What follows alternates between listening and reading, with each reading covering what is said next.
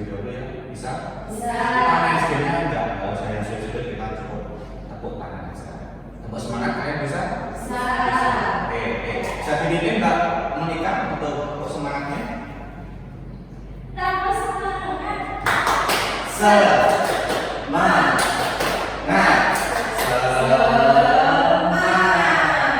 Terima kasih. Pak Cik. Sebelumnya kalian sudah tahu Bapak kesini nanti mau ngasih materi tentang apa? Belum. Belum tahu. Oke, baik. Nanti Bapak kesini akan ngasih materi tentang bahaya merokok. Sebelum masuk materi kita nonton video dulu ya. Ya, Pak. Kita semua kenal dengan merokok, dan bagaimana semua berkata bahwa merokok merupakan aktivitas yang tidak sehat. Tapi sebenarnya bagaimana sih merokok mempengaruhi badan kita?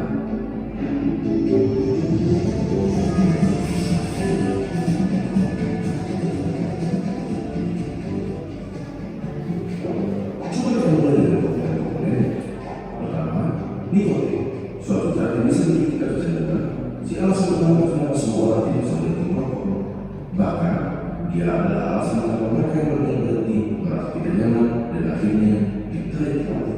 Selain nikotin, ada sekitar 7.000 bahan kimia lainnya yang terlibat dalam proses membakar satu batang rokok, di mana di antaranya ada beberapa yang akan menjadi aktif dalam fungsi badan kita. Terlebih lagi, terdapat lebih dari 60 bahan kimia di antaranya yang diketahui dapat menyebabkan kanker. Dari sini, kita dapat mengambil kesimpulan bahwa merokok dapat merusak berbagai macam organ tubuh kita dan secara umum menurunkan kondisi kesehatan. Komponen berikutnya adalah tar, suatu nama yang diberikan untuk partikel-partikel yang terdapat di dalam rokok. Partikel-partikel ini berisi zat-zat yang dapat menyebabkan kanker seperti karsinom. Contohnya adalah metal seperti arsenik, kadmium, dan lain-lainnya. Tar itu lengket dan berwarna coklat. Dan apakah kalian pernah berpikir kenapa gigi dari kulit rokok menjadi kuning? Ya, itu adalah karena juga mewakili paru-paru dan memberikannya tampilan yang sama. Zat yang berbahaya berikutnya adalah karbon monoksida, suatu gas yang begitu banyak dapat berakibat fatal karena memberikan oksigen yang sangat bersirkulasi di darah. Gampangnya seperti ini. Tidak terdapat sel darah dari sel darah merah pada hemoglobin dan mereka yang tidak merokok.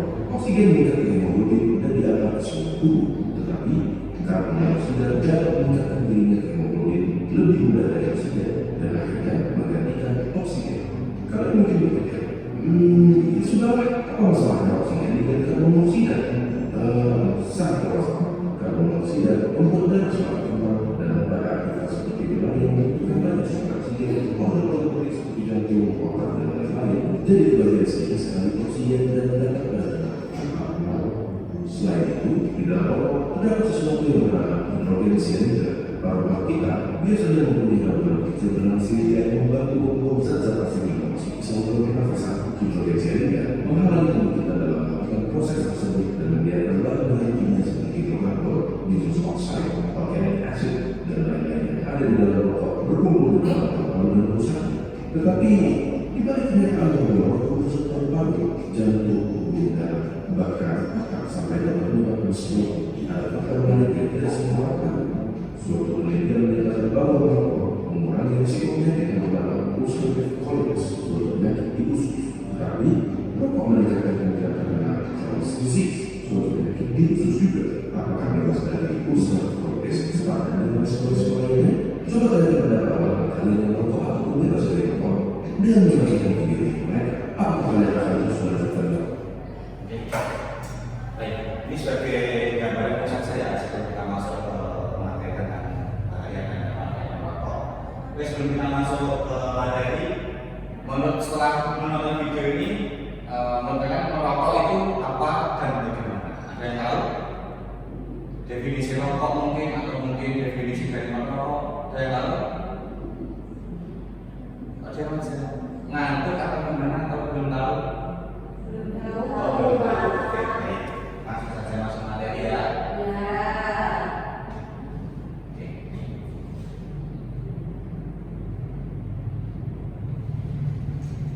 Mungkin bisa Mbak Monica bisa membaca judulnya. Bahaya dan dampak merokok. Bahaya dan dampak merokok. Nah, kok belum merokok? Apa itu rokok?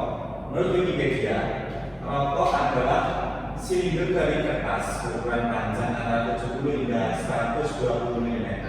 Biasanya itu bervariasi dengan negara dengan diameter sekitar 10 mm yang berisi daun-daun tembakau yang telah dicacah.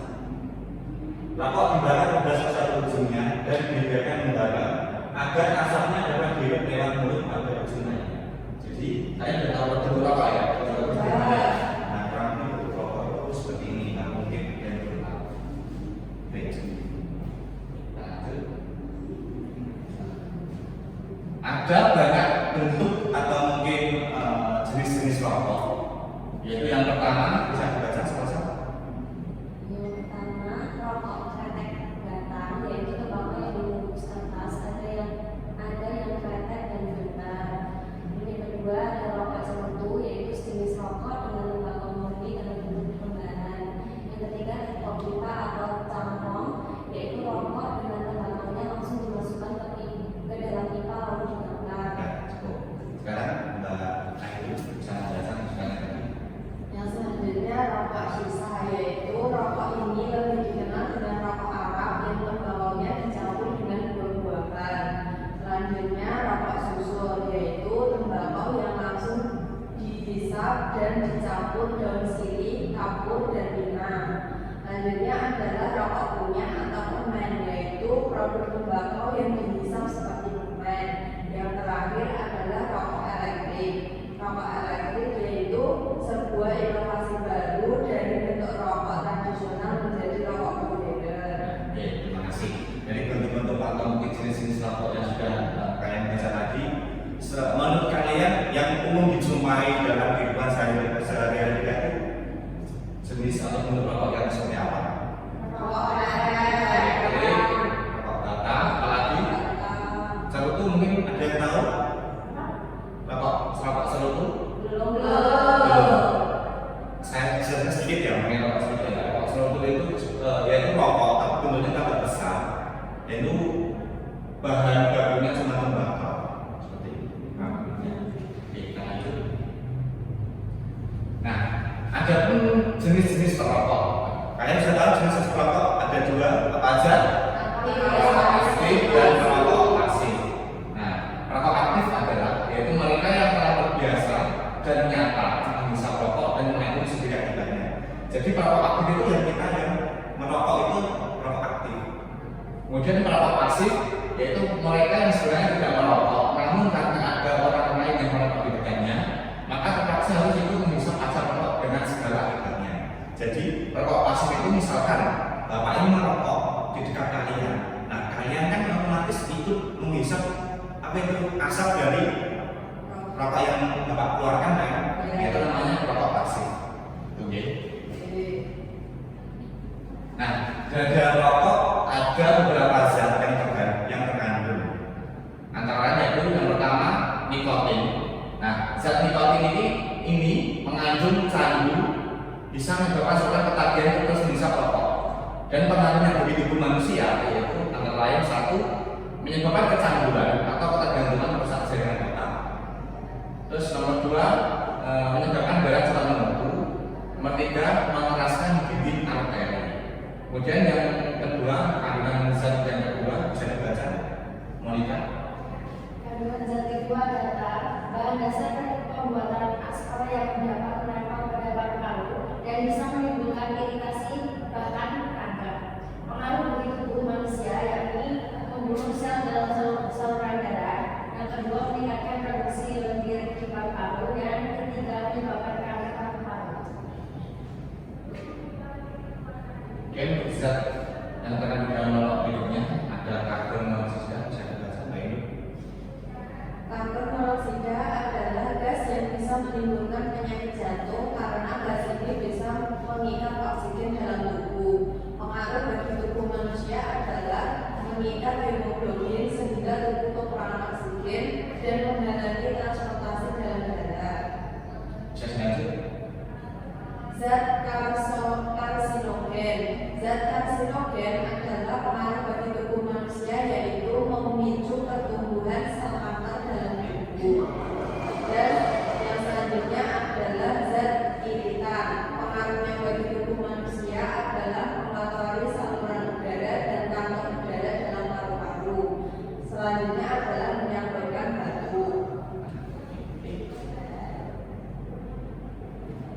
Nah, ini kemudian bahaya dan dampak yang ditimbulkan akibat dari merokok. Sebenarnya itu ada banyak bahaya dan dampak yang ditimbulkan ketika kita itu merokok.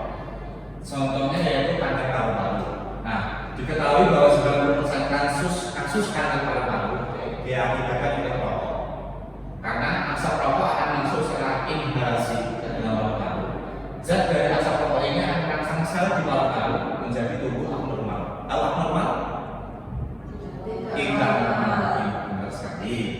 Dan ada kanker payudara. Nah ini khususnya kalian yang utama cewek-cewek, hati-hati misalnya nanti merokok, tapi kalau bisa jangan merokok ya, Karena ada dampak dan bahayanya jika kalian mengkonsumsi rokok. Untuk perempuan yang merokok lebih berisiko mengembangkan kanker payudara. Hasil studi menunjukkan perempuan yang dimulai merokok pada usia 20 tahun dan 5 tahun sebelum hamil pertama kali berisiko lebih besar terkena kanker payudara. Kemudian yang ketiga yaitu kanker serviks. ada yang tahu kan serviks. Nggak tahu, itu bukan anak saya menjelaskan. Oke baik, kanker serviks yaitu sekitar 30% kematian akibat kanker serviks disebabkan oleh merokok. Hal ini karena perempuan yang merokok lebih rentan terkena infeksi oleh virus menular seksual. Jadi untuk kanker payudara dan kanker serviks ini Konsennya ini di perempuan ya. dan yang keempat yaitu kanker kandung kemih. Kanker kandung kemih terjadi pada sekitar 40% perokok. Studi menemukan kadar tinggi dari senyawa 2-aktilamin dalam rokok menjadi karsinogen yang mengarah pada kanker kandung kemih. Jadi kanker kandung kemih itu Kayak apa ya? Mungkin kita gitu, itu mengandung suatu penyakit. Lewat suatu penyakit. kemudian yang kelima ada kanker kerongkongan. Yang tahu kerongkongan? Bagaimana? Tenggorokan ya. Terus seperti gambar-gambar yang ada di buku soal itu kan pasti ada entah gambar kanker paru-paru, kanker mulut, Kanker kerongkongan ini salah satunya kanker kerongkongan. Yaitu studi menemukan bahwa asap rokok merusak DNA dari sel-sel esofagus sehingga menyebabkan kanker kerongkongan. Sekitar 80% kasus kanker esofagus telah dikaitkan dengan rokok.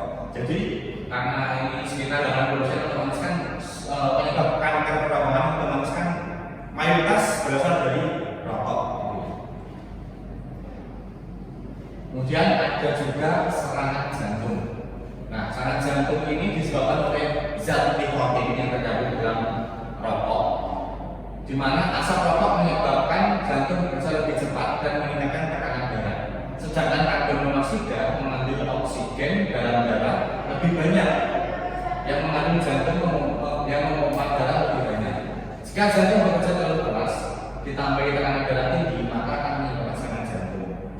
Mungkin selain serangan jantung dan Bahaya atau mungkin dampak-dampak yang saya jelaskan tadi, ada masih banyak lagi penyakit yang bisa ditempat oleh rokok. Antara lain itu asma, terus kemudian asma sama sesak napas sama ya. Kemudian apa lagi ya? Ini tadi kanker mulut yang belum saya tampilkan tadi, seperti itu kan lebihnya. Oke, terima kasih. ini mungkin sebagai paparan dari Bapak mengenai bahaya dan dampak dari merokok. Mungkin Ada yang ditanyakan atau mungkin ada yang kurang jelas? Ada sudah paham semua? Sudah Pak. Sudah. pertanyaan B, siap? Ini mana? Apa tanya berarti perokok aktif sama pasir itu bahaya mana Pak? Oke, baik. Mungkin ada yang bisa menjawab dari Mbak Monika atau Mbak Salsa sebelumnya? Sama-sama bahaya. Sama-sama bahaya. Mbak Salsa, Mbak Monika? Sama Pak, sama bahaya. Nah, Oke, mungkin akan coba saya jawab ya. untuk Perokok pasif dan perokok aktif itu bahaya mana? Kalau menurut Bapak, sepengetahuan Bapak itu lebih bahaya perokok pasif. Karena apa? Karena perokok pasif itu walaupun dia tidak merokok, tetapi dia menghirup asap yang dibakar oleh sang perokok aktif itu lebih berbahaya. Karena hasil dari asap itu mengandung banyak dari zat-zat yang berbahaya. Gitu. Jadi lebih bahaya perokok, lebih beresiko apa ya? Terkena penyakit itu dari kita sebagai perokok pasif daripada sekarang perokok aktif begitu. Mungkin ada yang tanya lagi? sebelum mengakhiri materi pada topik layanan materi pada siang hari ini, Bapak akan memberikan panduan strategi. Ini isinya pertanyaan tentang pemahaman kalian tentang materi yang Bapak sampaikan tadi. Nanti bisa dilihat satu-satu, nanti di pertemuan berikutnya bisa dikumpulkan gitu.